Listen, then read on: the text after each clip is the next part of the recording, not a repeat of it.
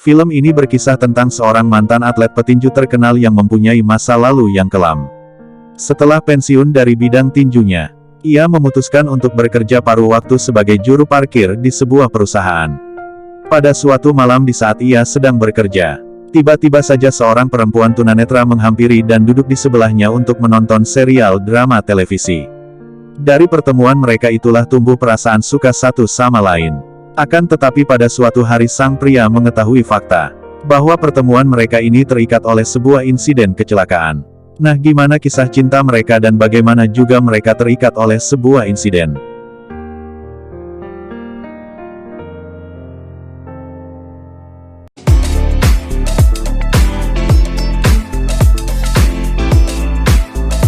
Hai, saya Edi dan selamat datang di channel Call of Night. Bagaimana nih kabar kalian semua malam hari ini? Semoga kalian selalu diberikan kesehatan. Seperti yang Edi review sedikit di atas, kita akan membahas film Always 2011 karya dari Song Il-gon. Film satu ini akan diperankan oleh So Ji-suk dan Han Hyo-jo.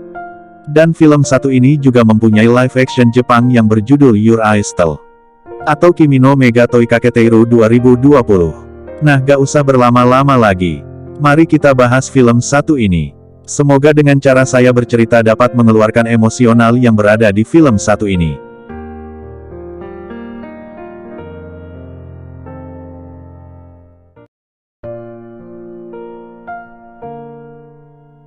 Di awal film kita akan diperlihatkan dengan seorang pria yang bernama Chul Min. Ia bekerja sebagai juru parkir di sebuah perusahaan. Chul Min adalah seorang mantan petinju yang cukup terkenal di masa lalunya. Akan tetapi suatu insiden membuat ia harus berhenti sebagai seorang petinju. Keseharian Chul Min hanyalah bekerja paruh waktu. Pada waktu siang ia bekerja sebagai pengantar galon. Sedangkan di malam harinya ia bekerja sebagai seorang juru parkir. Pada suatu malam di saat Chul Min sedang berada di posnya, ia bertemu dengan seorang perempuan tunanetra yang langsung duduk di sebelahnya untuk menonton serial drama televisi. Awalnya Chul Min kaget dengan perempuan itu yang memberikan beberapa makanan untuk dirinya. Perempuan ini bernama Jung Hwa. Jung Hwa pun juga ikut kaget setelah mendengarkan suara Chul Min. Lantas ia pun menjelaskan bahwa setiap harinya ia menonton bersama dengan kakek penjaga parkiran sebelum dirinya. Ternyata Chul Min baru saja bekerja pada malam itu. Ia menggantikan sang kakek penjaga parkiran sebelumnya. Jung Hwa yang menyadari hal tersebut langsung berpamitan kepada Chul Min. Akan tetapi Chul Min tidak memberikan Jung Hwa untuk pulang. Itu dikarenakan di luar sedang hujan. Mereka berdua pun nonton bersama pada malam itu.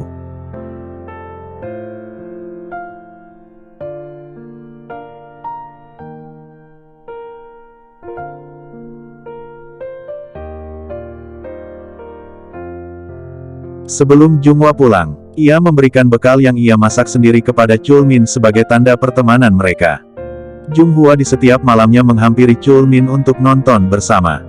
Kedekatan mereka berdua sangat terlihat di saat mereka sedang menonton drama televisi. Dari pertemuan mereka inilah tumbuh rasa suka satu sama lain.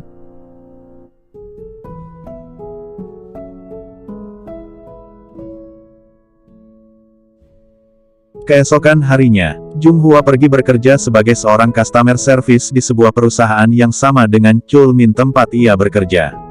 Jung Hwa adalah seorang perempuan yang ceria dan sangat mudah tersenyum, sehingga membuat bosnya terlihat suka terhadap dirinya.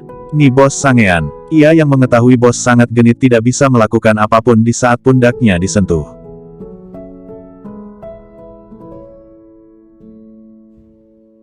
Pada waktu malamnya ketika Jung Hwa ingin pulang setelah selesai nonton bersama dengan Chul Min, ia sedikit mengalami kecelakaan yang membuat pergelangan kakinya terluka.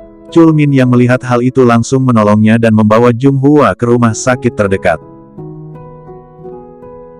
Setelah selesai mengobati kakinya itu, Chul Min mengantar pulang Jung Hwa. Karena kakinya masih terasa sakit, ia pun meminta kepada Chul Min untuk berjalan dengan pelan. Chul Min yang mendengarkan hal itu langsung menggendong Jung Hwa, agar Jung Hwa tidak banyak mengeluh. Ketika mereka berdua sampai di apartemen milik Jung Hwa, Chul Min terlihat sangat kecapean setelah menggendong Jung Hwa. Bukan karena Jung Hwa berat, tapi itu dikarenakan rintangan di saat menggendong Jung Hwa pulang ke rumah. Untuk berterima kasih kepada Chul Min yang telah membantu dirinya hari ini, Ia pun mengajak Chulmin untuk berkencan di sebuah konser musik pada esok harinya. Chulmin pun langsung menerima tawaran tersebut dengan ekspresi sangat bahagia. Keesokan harinya, Junghwa mempersiapkan dirinya untuk berkencan bersama dengan Chulmin. Dari merias bibirnya, memilih pakaian yang akan digunakan, sampai dengan gaya rambutnya yang ia ubah. Itu semua ia lakukan hanya untuk berkencan dengan Chulmin.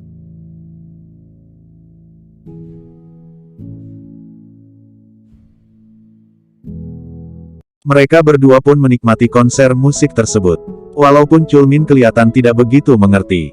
Setelah mereka berdua selesai menikmati konser tersebut, Chulmin dan Junghwa makan malam di sebuah restoran keluarga. Di sana Junghwa terus menanyakan tentang masa lalu dari Chulmin, sehingga membuat Chulmin merasa terganggu dengan hal itu.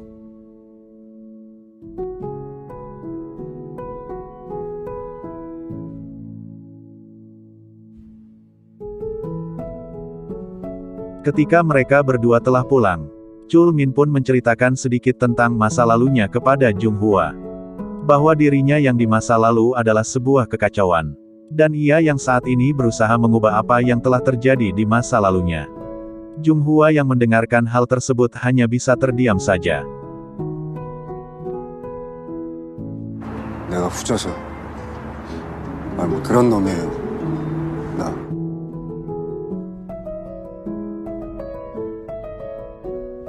Setelah dari ceritanya Chulmin itu, Junghwa terlihat menjaga jarak terhadap dirinya. Ia bahkan tidak lagi nonton bersama dengan Chulmin di pos tempat ia berjaga. Chulmin pun merasa sangat kesepian di saat Junghwa tidak lagi bersama dengan dirinya. Beberapa hari kemudian, Chulmin mengunjungi kembali tempat latihan tinjunya sebelumnya. Di sana ia bertemu dengan pelatih sekaligus bosnya. Chulmin pun langsung meminta maaf kepada bosnya yang telah menghilang secara tiba-tiba. Terlihat dari raut bosnya, ia masih terlihat marah terhadap Chulmin. Ia pun hanya bisa terdiam melihat hal itu. Namun sebelum Chulmin pergi, sang bos mengajaknya untuk minum bersama di sebuah tempat. Di sana sang bos menanyakan kepada Chulmin, "Kemana saja kau selama ini?" Akhirnya Chulmin pun bercerita kepada sang bos beserta pelatihnya.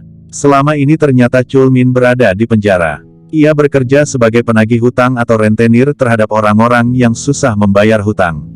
Pada waktu itu, Chulmin ditugaskan untuk menagih uang terhadap seorang paman yang susah membayar hutangnya. Ia pun menggunakan cara kekerasan terhadap paman tersebut, sampai menimbulkan sebuah insiden. Chulmin tidak menceritakan apa insiden yang terjadi terhadap dirinya.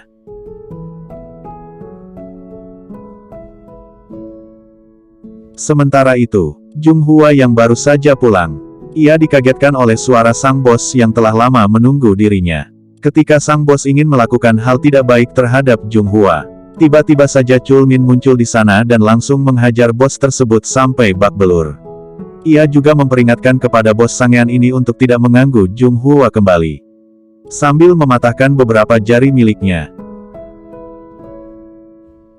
Karena khawatir terhadap Junghwa, Chulmin pun mendekati dan bertanya. Akan tetapi bukan mendapatkan ucapan terima kasih. Junghwa malah memarahi tindakan Chulmin terhadap bosnya tadi. Karena ia tak ingin kehilangan pekerjaannya saat ini. Junghwa pun menyuruh Chulmin untuk tidak menemuinya kembali sambil menyuruhnya untuk pergi dari sana. Setelah dari kejadian itu hubungan mereka yang awalnya buruk sekarang semakin memburuk.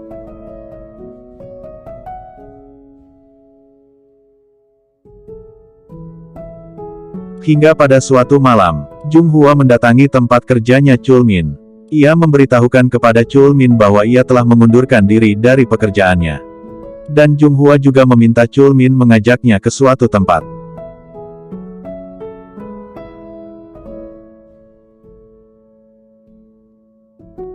Keesokan harinya, Chulmin membawakan sebuah anak anjing untuk Junghwa pelihara. Dan ia menamai anak anjing tersebut dengan Dingga. Yang berarti Dingga, makan banyak dan hidup dengan baik. Lalu Chulmin mengajak Junghwa ke sebuah danau yang telah kering. Danau tersebut banyak menyimpan kenangan Chulmin sewaktu ia berada di panti asuhan. Kemudian Junghwa memberikan sebuah batu kecil berwarna hitam belang untuk Chulmin simpan. Dan Chul Min juga memberikan batu kecil berwarna putih kepada Jung Hwa untuk ia simpan. Batu tersebut adalah lambang mereka berdua. Dimanapun mereka berada, anggaplah batu itu adalah setengah dari mereka berdua.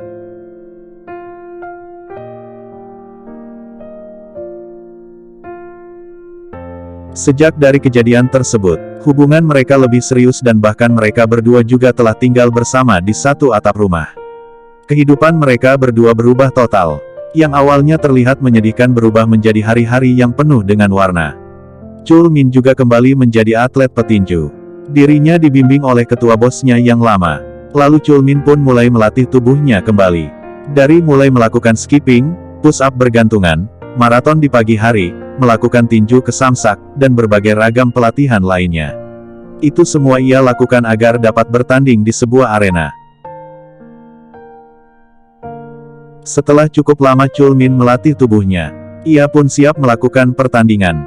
Semua lawannya dibuat KO dengan cukup mudah. Bahkan ada yang dikalahkan dengan 1 kali pukulan. Setelah selesai bertanding, Chul Min pun pulang ke rumah dan menghabiskan waktunya bersama dengan Jung Hwa. Mereka berdua terlihat sangat bahagia. Akan tetapi kebahagiaan itu tidak berlangsung lama.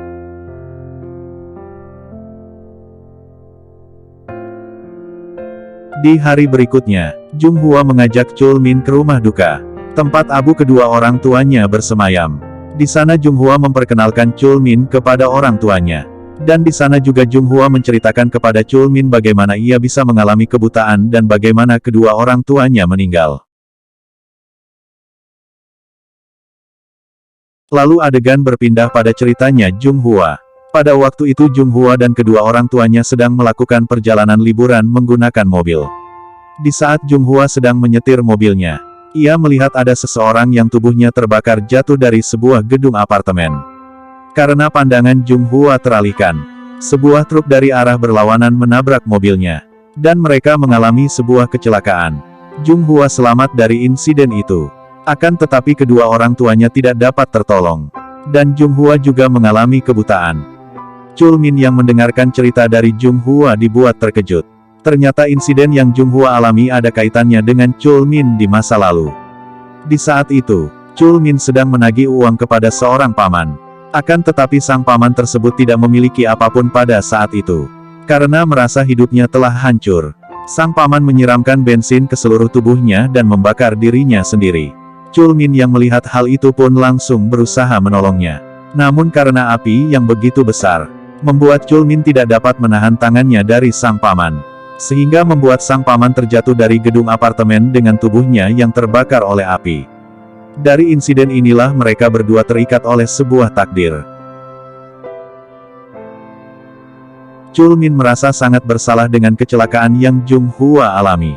Walaupun itu bukan sepenuhnya kesalahan Chul Min. Hingga pada suatu malam, ia mendatangi sebuah klub untuk meminjam uang kepada seseorang dengan nilai 30 juta won.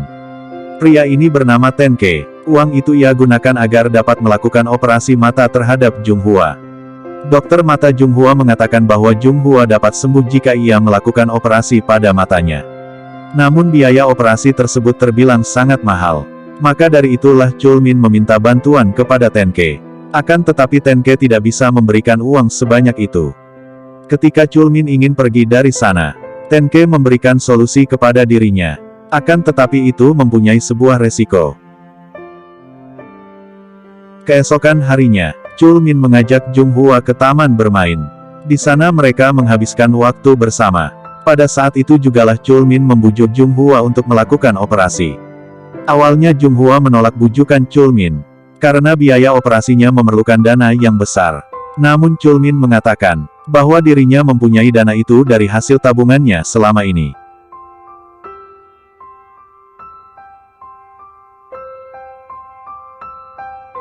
Setelah itu Chul Min menemui seorang bos mafia yang direkomendasikan oleh Tenke sebelumnya.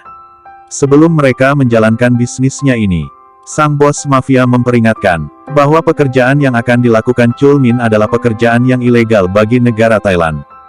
Jangan sampai ketahuan siapapun. Jika tidak orang-orang terdekatnya akan terluka. Kemudian sang bos memberikan uang muka sebesar 30 juta won dan sebuah HP untuk Chul Min gunakan.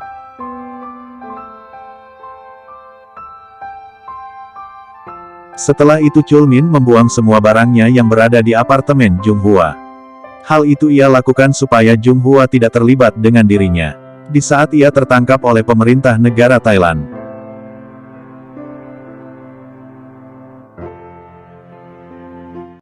Sebelum berangkat ke Thailand, Chulmin mengantarkan Jung Hwa masuk ke dalam ruangan operasi.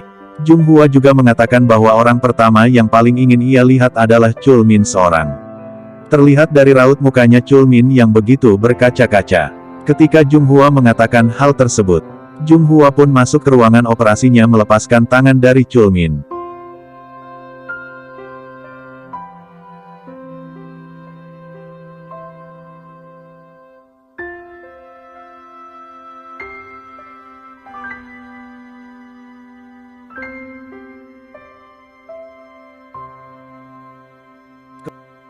Kemudian itu, Chulmin pun langsung berangkat ke Thailand dengan identitasnya yang palsu.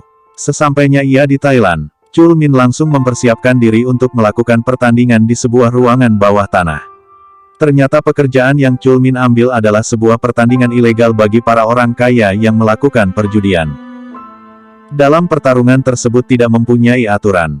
Asalkan salah satu dari mereka harus ada yang menang. Entah itu harus membunuh lawannya sendiri. Awalnya Chulmin kewalahan dengan lawannya tersebut. Namun dengan sebuah tekad yang kuat, bahwa dirinya harus pulang dengan selamat untuk menemui Jung Hwa yang telah menunggunya. Chulmin pun melakukan sebuah serangan yang sangat fatal terhadap lawannya. Sehingga membuat lawannya kalah pada saat itu juga.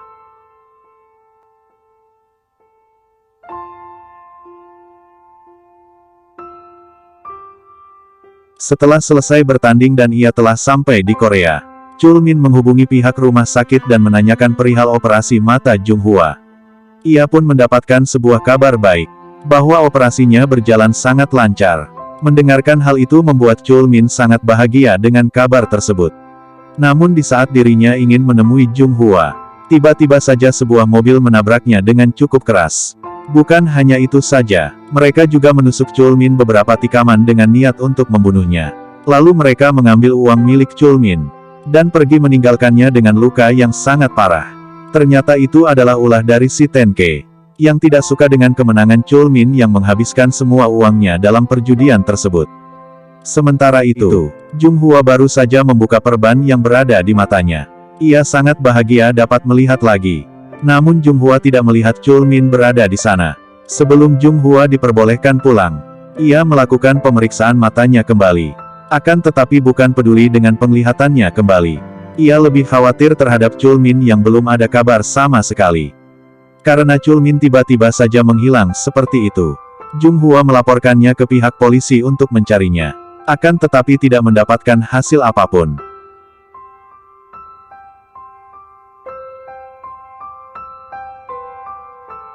Tak terasa 2 tahun pun berlalu.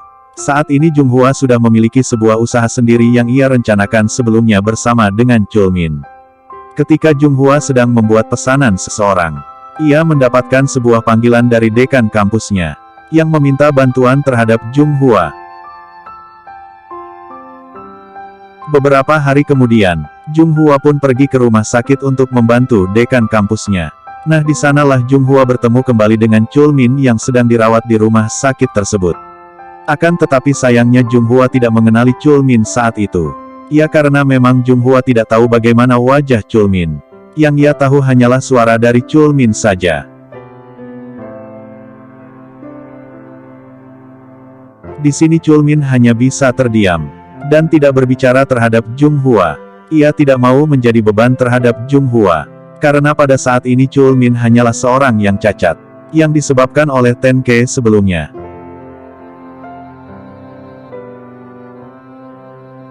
Di saat Jung Hwa memijat punggung Chulmin, ia merasa tak asing dengan punggung tersebut.